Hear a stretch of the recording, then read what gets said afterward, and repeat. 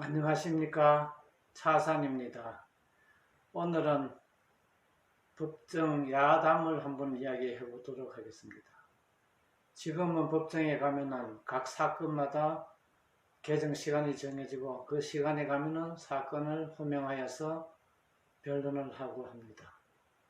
그렇지만 이와 같은 것이 정착된 지는 그렇게 옛날부터 정착된 것이 아니고 최근에 이르러서 이와 같은 법정 풍경이 정착된 것입니다. 제가 초임 법관을 할 시절에는 모든 사건을 오전에는 10시에 소환을 하고 오후에는 2시에 소환을 하였습니다. 그래서 10시나 오후 2시경에 가면은 법정이 아주 시장판처럼 많은 사람들이로서 붐볐습니다. 큰 법정이 꽉 차고 내 차례가 언제인가 모든 사람이 앉아서 대기하고 있었습니다. 경우에 따라서는 1시간, 2시간, 3시간씩 대기를 하여야 순번이 와서 재판을 할 수가 있었습니다. 그렇지만 그때는 아무도 이에 대해서 큰 불만을 이야기하지 않았습니다. 제가 1983년경에 독일로 잠시 해외 연수를 갔는데 독일 법정을 가보니까 모든 사건이 분 단위로 시각이 정해져서 법정이 아주 차분하게 진행되는 것을 보았습니다. 우리는 왜 저렇게 할 수 없을까 하고 저는 생각을 하였다가 다시 돌아와서 한번 시도를 해보려고 하였습니다. 그렇지만 분 단위로 하는 것은 사실상 불가능하였고 1시간 단위로라도 나누어서 하니까 훨씬 법정이 한산해지고 심리하는데 차분한 분위기가 유지되어서 참 좋다고 생각을 하였습니다. 어디 1990년 이후에 이르러 와서는 집중심리 제도를 하자는 논의가 있어 왔고 그러기 위하여서는 사건마다 시간을 따로 정하는 것이 필요하다고 하여서 그렇게 하려고 노력을 하였습니다.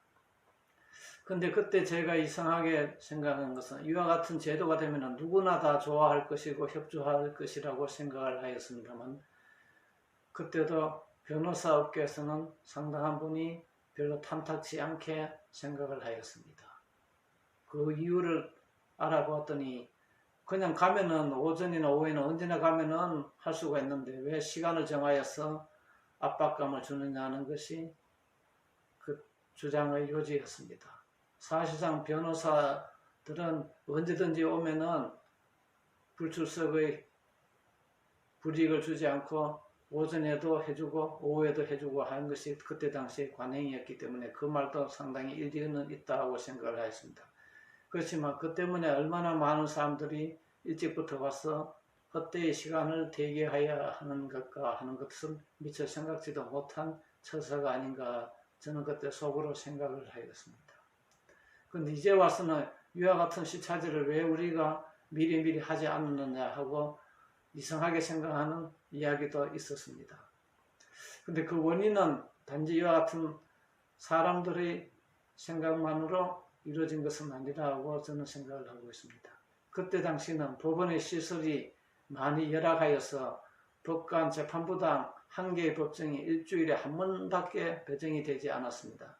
그러니까 많은 사건을 법정에서 심리를 하려면 결국 같은 날 많은 사건을 할 수밖에 없었기 때문에 시차제로서 소환을 한다는 것도 상당히 힘들었습니다.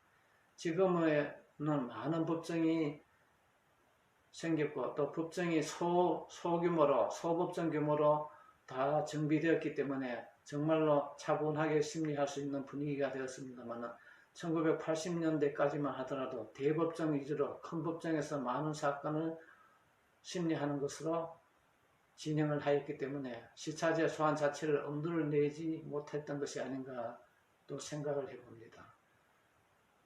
제가 최근에 병원에 가서 신체 검사를 한번 받았습니다. 근데 예전에는 그 검사 받는 것이 상당히 고통스러운 검사가 있었는데 이번에 갔더니 기계가 많이 좋아져서 그 고통이 훨씬 적은 것을 느꼈습니다.